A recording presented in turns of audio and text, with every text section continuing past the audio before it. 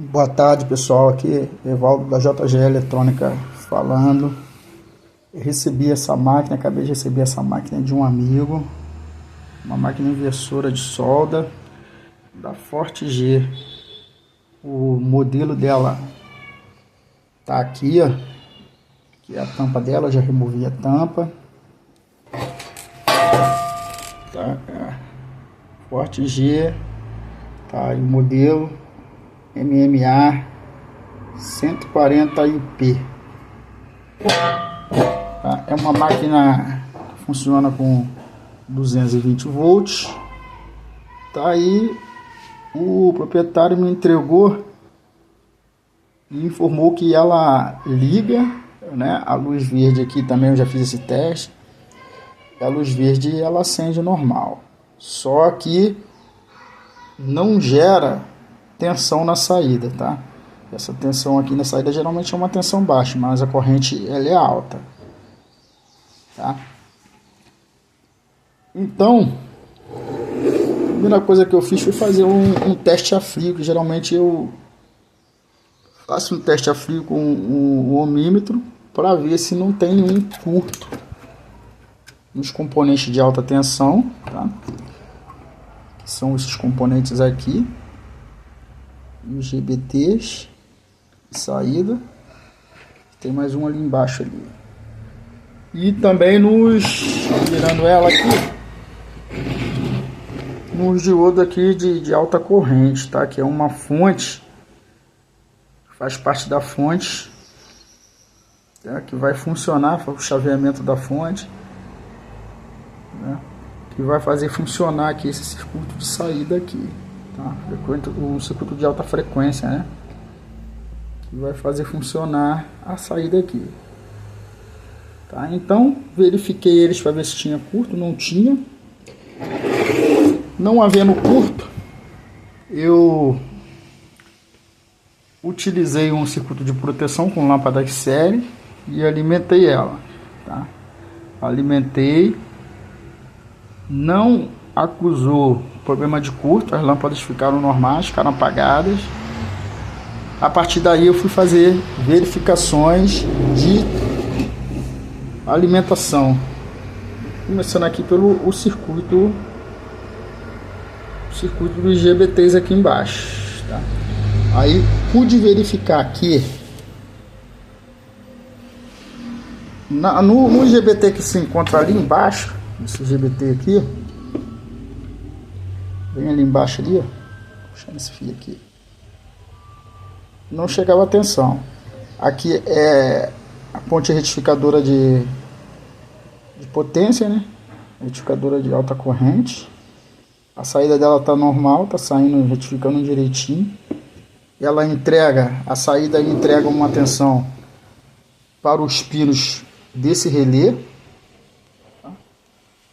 E esse relé, por sua vez, quando ele energiza, fecha o contato e entrega a tensão na saída para alimentar os 12 GBTs. Tá? Esse GBT, esse primeiro GBT aqui próximo da ponte, que ele é ali no fundo, próximo da ponte não, correção, próximo do relé, ali no fundo, ele está recebendo a tensão, está chegando tensão no pino dele, as tensões de polarização. Tá? Mas nesse outro aqui não chega nada, tá? Não chega nada aqui. Tá, então, a conclusão que eu tirei é de que existe algum problema aí nas trilhas ou no circuito que alimenta esse GBT. Mas antes de verificar isso, eu fui aqui para esse circuito aqui, que é o circuito de geração de frequência para oscilar essa fontezinha aqui, tá? Tem uma fontezinha aqui de baixa tensão e alta corrente. Isso aqui é um transformador, tá? Parece uma bobina, mas é um transformador que ele vai gerar uma tensão AC para comutar aqui a saída, tá? Gerar o centelhamento lá para a queima do eletrodo, tá? E é isso que não está acontecendo. Então esse circuito não está funcionando, ok? ok? Daí então, dito isto, feito isto, o que eu fiz? Fui verificar lá a tensão dos IGBT, já que eles não se encontram em curto. Então fui verificar as trilhas. Para a verificação das trilhas ficou um pouquinho complicado, por quê? Porque as trilhas estão embaixo desse dissipador, tá? Esse dissipador de calor que dissipa o calor dos IGBTs, né? Dos dois IGBTs aqui, e desse retificador aqui, tá? Que eu também já havia testado, retificador de alta tensão, tá? E também fui testado e tá bom. Então desparafusei lá por baixo. Esse aqui já tá solto. E pude chegar aqui às trilhas. Mas antes de dar continuidade aqui e falar aqui da parte de defeito dele, que eu já localizei, gostaria de fazer aqui uma breve lembrança aqui. Os profissionais da área e o pessoal já conhece, mas quando a gente coloca um vídeo desse aí nas redes sociais, as pessoas normais que não são, as pessoas que não são, né, técnicos da área, querem tentar fazer, né, mas existe algum perigo aí em choque elétrico. Então eu não aconselho as pessoas que não são técnicos da área fazer esse tipo de reparo, tá? Por quê? Porque esses capacitores aqui, eles acumulam energias, tá? O capacitor tem como característica acumular energia. Então, quando você desliga o circuito, ele permanece carregado. Esse aqui, por exemplo, aqui olhando as características deles, ó, 440 microfarad. Dá aqui uma giradinha aqui para você ver aqui qual é a tensão de trabalho. Ficou escuro aqui um pouquinho, deixa eu tentar focar ali. 400 volts, tá? Tá escrito aqui, ó. 400 volts. Ok? Então é um pouquinho perigoso, tá? Desculpa aí a imagem que não tá muito boa, porque tô fazendo aqui uma imagem com o celular. Eu mesmo estou movimentando aqui, ó. Dá mais uma giradinha aqui para pegar mais claridade. Olha lá, 400 volts DC. Ok? Então isso é perigoso. O que tem que ser feito antes de você manusear ele mesmo desligado? Descarregar a energia que estão acumulada nesses dois aqui.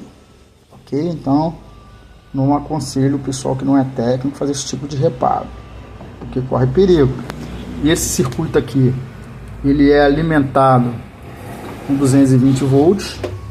Todavia, eles, quando carregado, ele vai carregar aproximadamente um valor de 380 volts mais ou menos aí, que vai estar dentro desses dois capacitores aqui, tá?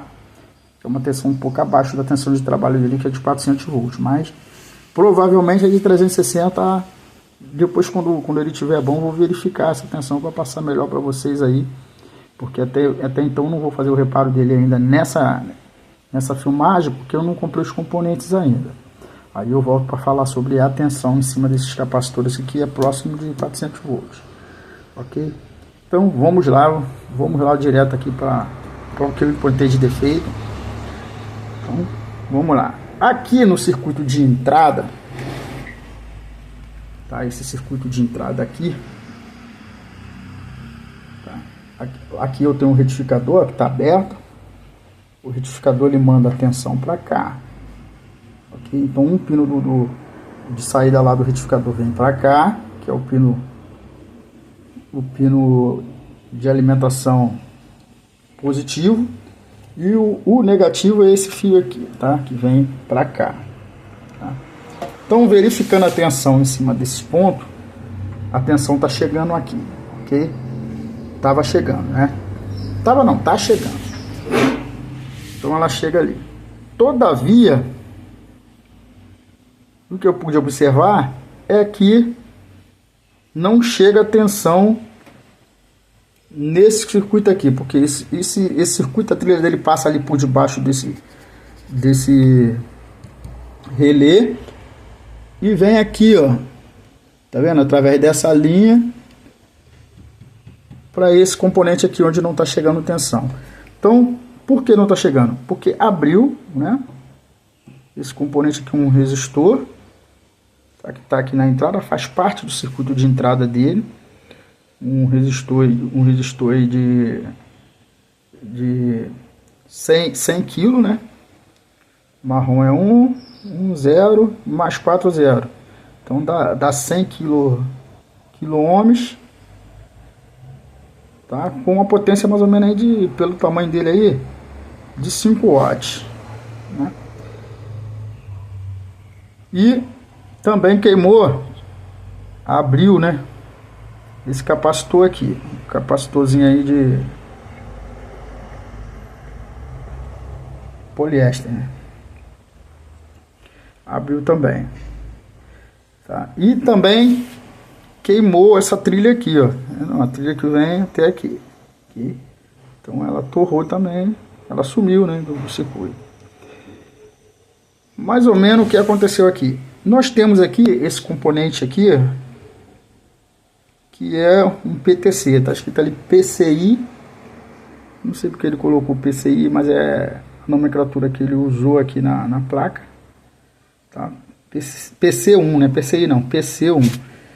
Ah, tá. Ele é um PTC, né? Um termistor positivo, de temperatura positiva, tá? Ou seja, a temperatura do 0 para 1 grau positivo. Existe o PTC, que é o termistor com gradiente positivo, e o NTC, que é o termistor com gradiente negativo. Geralmente os de gradiente negativo são usados com tensões abaixo de 0 e com temperaturas abaixo de 0, correção, né? Tensão não. E os PTCs com temperatura acima de 0, tá? Com variações acima de 0. Então o que acontece aqui? Ele é fabricado para suportar uma determinada temperatura